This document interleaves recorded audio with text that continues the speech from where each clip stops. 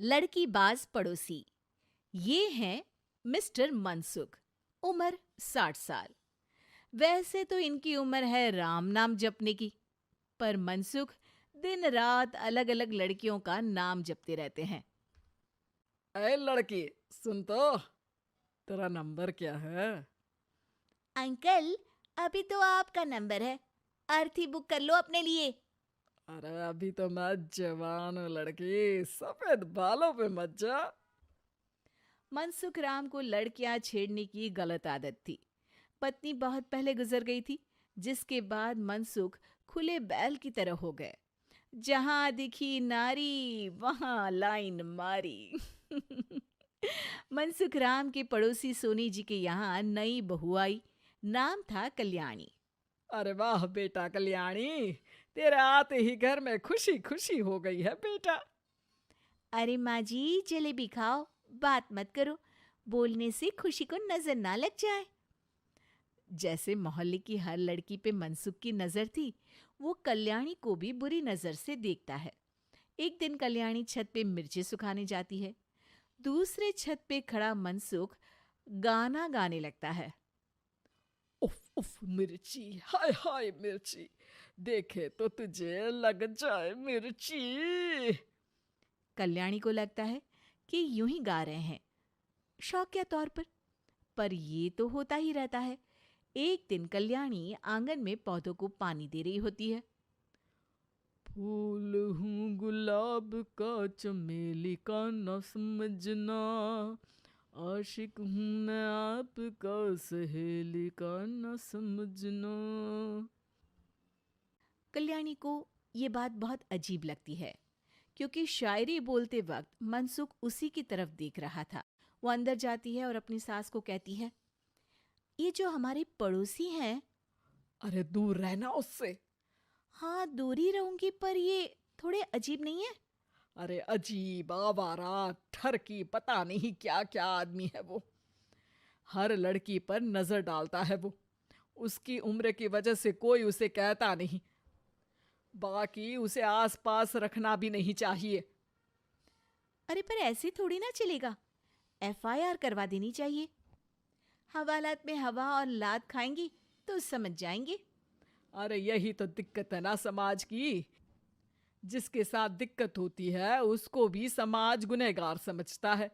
लड़की अगर बोल दे कि फलाने ने मुझे छेड़ा है, तो कुछ लोग तो ये कहने लगते हैं कि लड़की की भी रजामंदी होगी ही। ये तो है, पर कुछ तो करना ही पड़ेगा। नहीं बेटा, कुछ मत कर। जबरदस्ती हम किसी से लड़ेंगे नहीं। हमारा परिवार इज्जतदार परिवार है। कीचड़ में जाएंगे तो हम भी तो गंदे हो जाएंगे ना। लेकिन सासू माँ, कीचड़ में जाए बिना गंदगी कैसे साफ होगी? अरे बेटा, मैं तो यही कहूंगी कि तू नई बहू है।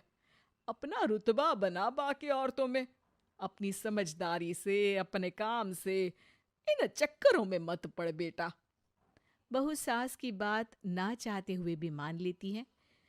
और कई ऐसे मौके आते हैं जब मनसुख बहू पर उल्टे कमेंट्स करता है। जैसे एक दिन जब बहू छत पर सफाई कर रही होती है, तो मनसुख छत पे आकर गाना गाने लगता है। तेरा ध्यान किधर है, तेरा हीरो इधर है, तेरा हीरो इधर है। मेरा ध्यान तो आपकी हरकतों पे ही है। थोड़ा आप भी ध्यान दो कि क्या कर रहे हो आप। अरे बहुत तीखी हो, और मुझे मिर्ची पसंद भी है। अरे वाह। बुढ़ाओ कहीं के। बहू वापस अपने कमरे में नीचे चली जाती है। वो किसी को बताती नहीं है कि आज मनसुख ने उसे क्या कहा, ताकि घर में टेंशन ना हो। एक दिन बहू घर के बाहर रोड पर ठेले वाले से सब्जी खरीदने जाती है। भैया, प्याज के भाव कम करो ना, बिना प्याज काटे ही रुला दोगे वरना। तभी बहू की नजर मनसुख पर पड़ती है, जो वहां से गुजर रही एक लड़की को देखकर कहता है, शीशी भरी गुलाब की, पत्थर पे फोड़ दूं। तेरे लिए तो जाने मन जीना भी छोड़ दूं। लड़की सहम जाती है। उसकी उम्र शायद 18-19 साल की रही होगी। बहू ने जब ये देखा कि मनसुख ने इतनी छोटी उम्र की लड़की को तंग किया है, तो वो घर में जाके अपने पति से कहती है, तुम्हारा पड़ोसी मनसुख, अरे बहुत नीच आदमी है। अरे कुछ करते क्यों नहीं उसका? अरे मैं क्या करूं? पड़ोस में गंदगी है, हटानी तो पड़ेगी ना। मेरा साथ दोगे? दूंगा, लेकिन करना क्या है? हम फंसेंगे तो नहीं ना? डरो मत, अच्छे काम करने से डरना नहीं चाहिए। उस दिन कल्याणी अच्छे से तैयार होती है और मनसुख के घर जाती है। अरे वाह, आज तो घर में चांद उतर आया है। आपकी शायरी, आपके गाने मुझे यहाँ खींच लाए।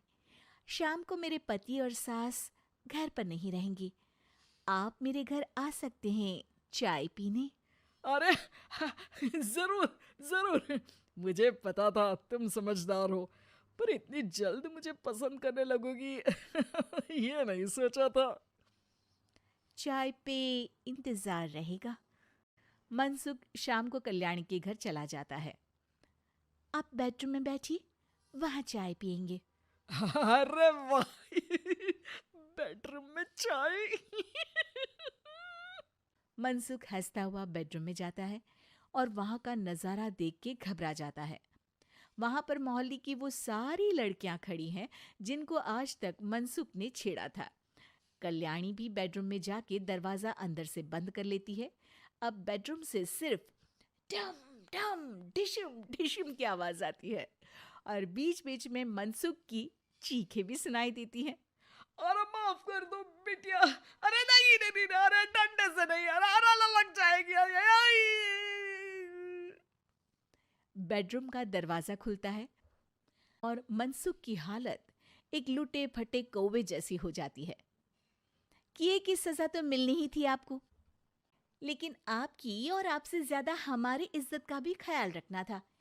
इसलिए इस बार शांति से धर धर के धरना किया हमने आपकी। अगर जरूरत पड़ी तो बाहर जुलूस भी निकाल सकते हैं। आप ऐसी गलती नहीं करूंगा, मुझे माफ कर दो। बहू मनसुख को बाहर छोड़ने जाती है। मनसुख अपने घर की तरफ बढ़ता है।